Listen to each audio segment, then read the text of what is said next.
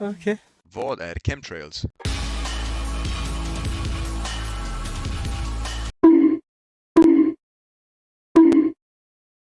Det finns 4 skäl. Att man ändrar solstrålning, psykisk manipulation och väderförändring. Och tydligen militärövningar, men det kan vi inte bevisa. Det får man fråga amerikanska militären för. Men varför just...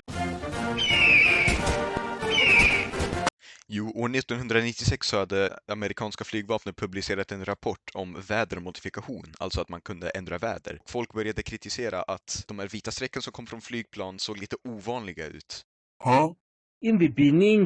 Vi kan väl börja med att säga vad de här vita strecken är. Och det är alltså vattenånga och flygbränsle som kommer ut från motorerna. Och antalet streck är beroende på hur många motorer flygplanet har.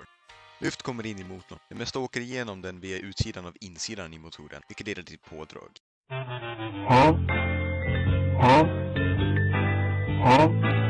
Suck, squeeze, burn, blow.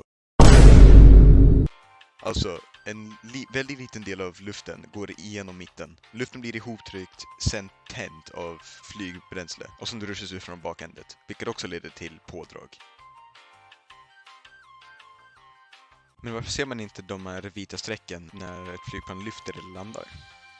Och jag har ett väldigt enkelt svar till det. Och det är helt enkelt att det är för varmt när man är sådär nära marken. Flygplan, när man kommer upp i några kilometer i höjden så blir det minus 30 och lägre. Och vid den punkten så kan den här vattenångan bli kristalliserad. Och då får man den här vitmolneffekten.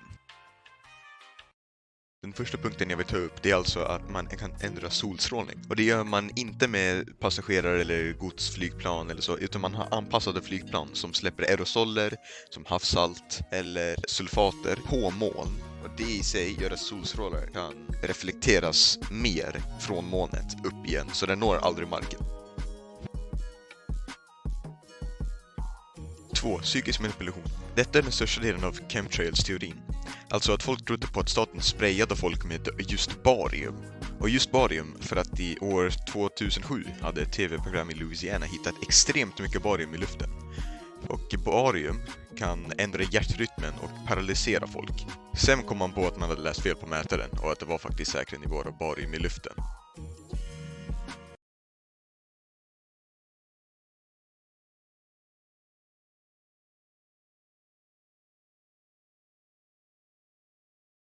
Väderförändring. Som solstrålningar, detta är sant men inte från chemtrails. Man gör en process som kallas för cloud seeding.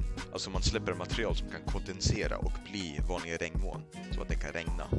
Man använder små flygplan och anpassade flygplan då, som kan släppa ut de materialen. Man gör det så mycket i länder som Qatar eller Förenade Arabemiraten. Och en gång så blev det, för inte många år sedan, så blev det översvämning i Dubai när man gjorde alldeles för mycket cloud seeding.